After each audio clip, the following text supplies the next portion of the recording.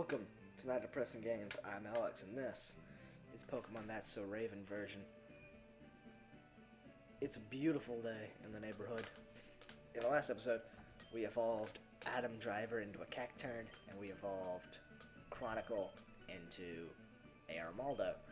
And in this one, we're going to aim to evolve Mud. I don't know what level Mud evolves, but I hope it's soon. If you hear the chair creaking, I apologize. It's not meant to be as loud as it probably is. Bubble. Sweet. Taking the bubble school. Not very effective. It was effective at bubble. It was effective bubbling him to bubbling him to death. Never need me to nibble. Pull once on the hook. Okay, here we go. Come here, Miltank. Let's bring this to the top so we can just bubble back and forth. So the aim of this episode is to get Monsieur Mud to evolve into something. I don't know what it's going to evolve into, but it's something, hopefully. I believe he's our last Pokemon that's like really close to evolving, and I only think he's really close to evolving. He might evolve at like level 30 something, but the goal is to get him to evolve, and I think it's at like level 21 or something that he evolves. I think. That's just coming from the memory I have of playing Heart Gold. I remember the name of his evolution. Usually, it's not gonna be in this one. It's Haunch Crow. That was what it was called. That's what it was called. I remember now. Good old Haunch Crow. Haunch Crow. Okay, what do we got? Not even a nibble. Not even a nibble. Pokemon's on the hook. Okay, cool. So considering this episode is going to focus on something decently mundane, I feel like now is the time to talk about, because this is being recorded on Easter, I feel like now is the time to talk about how delicious candy is and which candy is my favorite, right? So I prefer chocolate bars above like all kinds of candy. That's just my preference. Though, if I have to choose a candy, like I have to pick a candy that's not like a chocolate bar. I consider chocolate bars candy. Some people don't. But if I have to pick one that is like a favorite candy, I put little air quotes. You couldn't see that. I have a box right here that formerly had a bunch of Sour Patch Kids in it. It no longer does. I ate them all. They are pretty good. Sour candy is always a good thing. Sweet sour candy is always welcome in my house. I enjoy. I'm not usually a fan of like butterscotch candy. I know some people like those. I don't like cinnamon candies. My favorite chocolate like product would either be like a Kit Kat or one of the Reese's candy bars. Like, you know how Reese's has like those 3 different kinds of candy bars? There's like the Reese's Sticks, which is like Reese's Kit Kats. Then there's Fast Break, which is like the one that's like nougaty and really soft, and then there's Nutrageous, which is the opposite and it's like really crunchy. Those have to be at the top for favorite candies. Favorite chocolates, because again, some people don't consider chocolate bars candy. I do. I do understand the mentality of like, as soon as you hear the word candy, you immediately think, oh, that's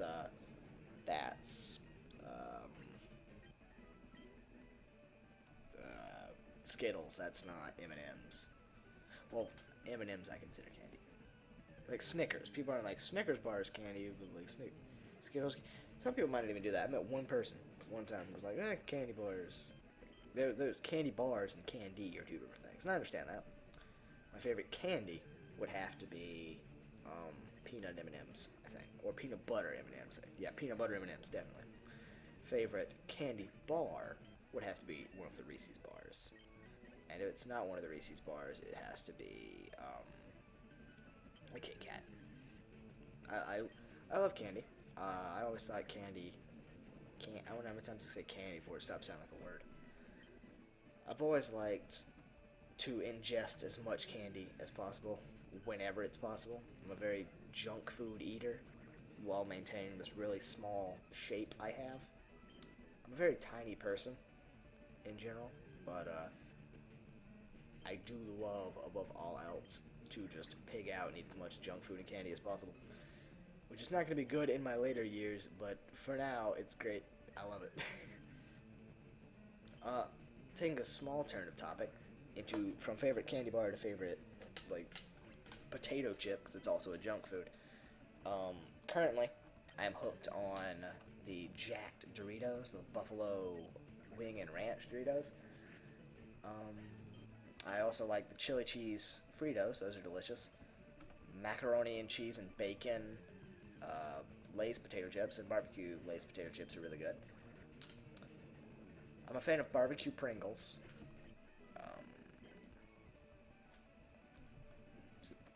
Oh, excuse me, I'm sorry.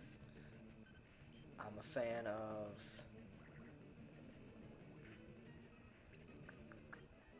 What's other potato skins. Those are the best. Now listen, you don't think I'm crazy, because I'm sure there's if there is another person who does this, there's only one of them, and they're definitely not watching this video. So I'm just gonna assume you're gonna think this is weird. I eat the cheddar bacon potato skin chips, like I think they're like Thursday's brand or TGI Fridays brand, something like that. Potato skins, they're cheddar and bacon. I eat them with grape jelly. Now, that's going to sound really gross to some people, and to those people I say, get over it, it's not going in your mouth. And to the people who are like, well, that's different, it is very different. But trust me, it's really good. If you like grape jelly, and you like potato skins, you'll love potato skins dipped in grape jelly. It's just as simple as that. See, to me, I think... If you listen to something somebody eats and you go, that's gross, and it's just a combination of food, you need to step back, take a look at your life, and see how you ended up in this position. Like if somebody says, oh, I put like Cheetos on my peanut butter and jelly sandwiches, and you go, that's gross. It's like, really? You want to call that gross? Like, there are people who eat like chocolate ants. Personally, I wouldn't eat a chocolate ant, but I mean, more power to you, I guess. But you don't... I would never immediately say, what you eating is gross, unless you're just eating, like, live locusts. Then I'd be like, that's gross. I can understand that. That is a normal train of thought. If someone comes up to you and say, hello, I'm eating live locusts, would you like one? You could definitely say, no, that's gross. In that situation, or just say no and walk away. But if they ask you your opinion, then you could say it's gross. But if someone comes up to you and they're like, oh, hey, I'm eating Frosted Flakes and peanut butter, which doesn't sound that bad to me, personally, but if somebody's like, that's gross, I'll never understand the mindset behind it. Just immediately dismissing it and being like, no, say it's gross. You haven't tried it. You don't know if it tastes bad. Like, and really, who are you to say somebody eats is gross when everybody has that one thing they eat that nobody else eats? For me, that's the potato skins and grape jelly. For other people, it might be like pickles and ice cream or something like that. Or ketchup and macaroni. I remember my cousin used to eat ketchup and macaroni, which never made sense to me. I was like, why would you put ketchup and macaroni together? I didn't like it. But then there was another thing I did as a kid, which was eat ketchup on potato chips. Like, I would eat them on... What I would do is I would get a Ziploc bag, and I'd put a bunch of nacho cheese Doritos in it.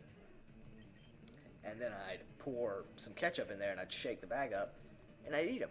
They were delicious, and probably still are delicious. They make you nauseous if you eat too many of them, because you can't have so much ketchup in your diet. But nonetheless, it was delicious at the time. Probably not as good now.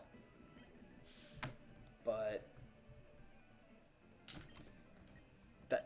the point I'm trying to get at is that you can't always be like, that's gross what you eating, or what you're eating is gross because I said so and I wouldn't eat it.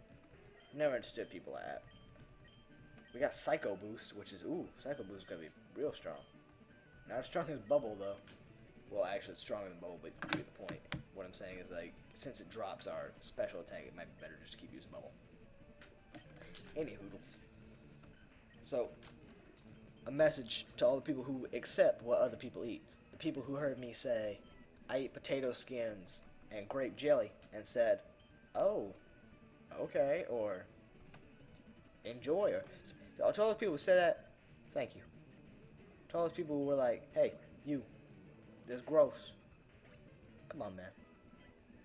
Who are you? Who are you to judge people? Come on. People have feelings. They put their heart out there. They wear it on the sleeve. And you took their shirt off. That metaphor got weird fast. Like an analogy that I was going for just there. I got weird real fast, so... whew. Maybe I should just go back to Pokemon. Am I right? I'm right. Who yeah? Okay, let's kill this Miltank. What a wonderful conversation I just had there, talking about potato chips and candy for the past 11 minutes.